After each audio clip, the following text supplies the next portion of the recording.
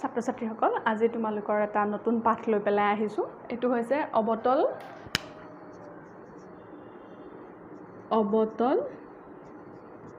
দাপুনে গঠন কৰা প্ৰতিবিম্ব ইমেজ ফৰ্মেশন বাই কনকেভ মিৰৰ্স ঠিক আছে এইখন মই কৰিবলৈ যাওঁতে মই ইয়াতে এখন দেখিছা তোমালোকে চাৰ্ট এখন মই বনাই লৈছো চাৰ্টখনত মানে আমি পাতি যাম আৰু কোট মানে লক্ষ্য বস্তুটো কোট থাকিলে কেনেকুৱা প্ৰতিবিম্ব আমাৰ গঠন হয় সেই বস্তুবোৰ আমি চাম এই কাৰণে এই চাৰ্টখন বনাই লৈছো কোট বস্তুটো থাকিলে কোট প্ৰতিবিম্ব গঠন হ'ব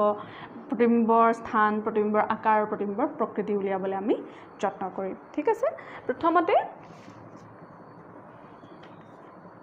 আমি ললো লক্ষ্য বস্তুৰ স্থান হৈছে অখিমত হলে কেনেকুৱা হ'ব তোমালোকে জানা যিখন আমাৰ কনকেভ মিৰৰ মানে অবতল দাপোনখন কেনেকুৱা আছিলে এনেকুৱা আছিলে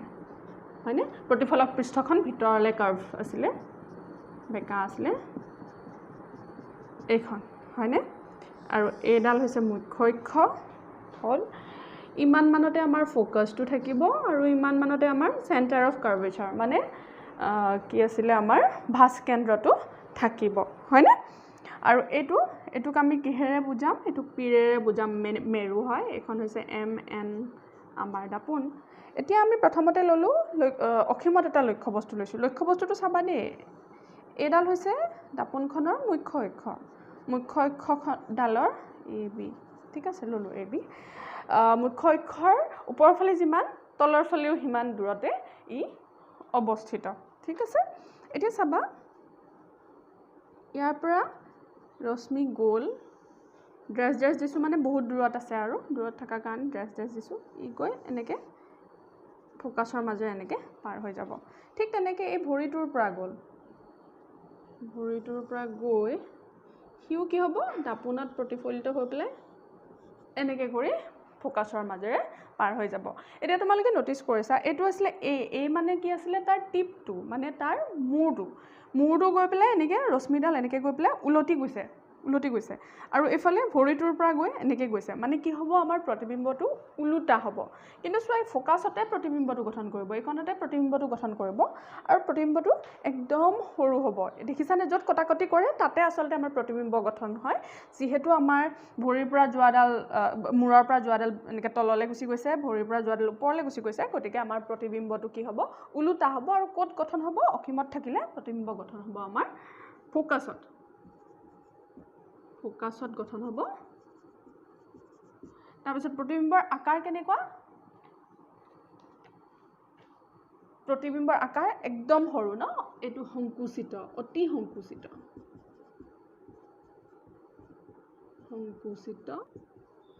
ইয়াক আমাৰ বিন্দু সম বুলিও আমি ক'ব পাৰো বা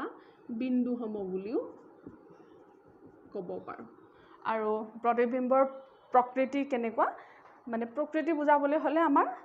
হসাহসিকে পোহৰ ৰশ্মি বিলাক গৈ লগ লাগিছে নে নাই আমাৰ হেতুৱে আসলতে প্ৰতিবিম্বৰ প্ৰকৃতি বুজায় ইয়াত হসাহসিকে লগ লাগিছে গতিকে আমি তাক কি বুলি কম হট বুলি কম হট আৰু কি কৈছিলো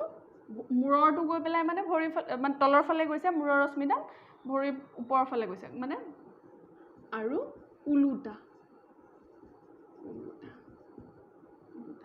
হল এইটো এটা নেক্সট আমি 2 নম্বৰটো কৰিম 2 নম্বৰটো হৈছে দ্বিতীয়তে আমাৰ কি হ'ল সিৰ বাহিৰত আমি লবলৈ যাম ঠিক আছে এখন বটল দাপোন হল এটো হৈছে ফোকাস এটো হৈছে আমাৰ ভাস কেন্দ্ৰ অকণমান ইফালে হ'ব ভাস কেন্দ্ৰ হল তাৰ পাছত এডাল হৈছে মুখ্য অক্ষ হল পি এম এন এটি ইয়াতে আমি এটা লক্ষ্য বস্তু ললো হল মানে সিৰ বাহিৰত ললো মানে এটো কি আছিল আমাৰ ভাস কেন্দ্ৰৰ বাহিৰত ললো এ বি গোল দাপোনত আপতিত হোৱাৰ পাছত ই কি হ'ব মুখ্য অক্ষৰ সমান্তৰালভাৱে আহিলে কি হয় ই ফোকাসৰ মাজেৰে এনেকে পাৰ হৈ বেকা চেকা হ'ব ফোকাসৰ মাজেৰে এনেকে পাৰ হৈ পেলাই গুচি যায় তোমালোকে স্কেল লৈ পেলাই কৰিবা দেই মোৰ স্কেল পাত নাই মানে তাৰ পাছত নেক্সট ইয়াৰ পৰা যিডাল ৰশ্মি যাব চিৰ মাজেৰে যাব চিৰ মাজেৰে গৈ তোমালোকক মই দাপোনৰ ৰশ্মিৰ বৈশিষ্ট্য পঢ়াওঁতে পঢ়াইছিলোঁ যে যেতিয়া ই চিৰ মাজেৰে যায় আকৌ চিৰে দিয়ে মানে দাপোনত প্ৰতিফলিত হৈ পেলাই এনেকৈ গুচি আহে এতিয়া এই ৰশ্মি দুডালে য'ত কটাকটি কৰিব তাতে আমি কি পাম প্ৰতিবিম্ব আমাৰ গঠন হ'ব আমাৰ প্ৰতিবিম্ব এইডোখৰতে গঠন হ'ব এইডোখৰতে এতিয়া চাবা দেই এইটো বাৰু মই টিপটো দিয়াৰ আগতে এয়া চোৱা মূৰৰ পৰা গৈ ইয়াত লাগিলে মূৰৰ পৰা গৈ ইয়াত লাগিলে এনেকৈ গৈ পেলাই এনেকৈ আহিব গতিকে ভৰিটো এইটোৱে হ'ব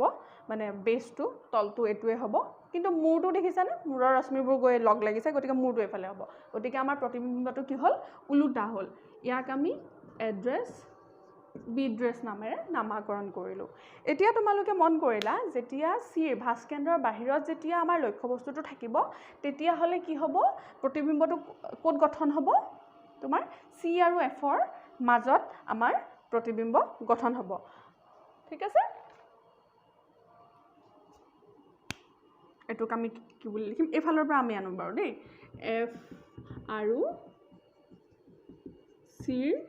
মাজত প্ৰতিবিম্বৰ স্থানটো ক'ত এফ আৰু চিৰ মাজত তাৰ পাছত আৰু প্ৰতিবিম্বৰ আকাৰ কেনেকুৱা এইটো আছিলে ইমানটো এইটো কি হৈছে অকণমান সৰু হৈছেনে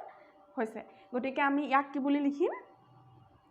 বহুত সৰু হৈ যোৱা নাই অকল জাষ্ট সৰু হৈছে গতিকে ইয়াক আমি কি লিখিম সংকুচিত আৰু সঁচাকৈয়ে গৈ আমাৰ পোহৰ ৰশ্মিবোৰ লগ লাগিছে গতিকে আমি ইয়াক কি বুলি ক'ম হট তাৰ পাছত আৰু এইটো কি হৈছে ওলোটা হৈছেনে বাৰু ওলোটা হৈছে গতিকে হট আৰু ওলোটা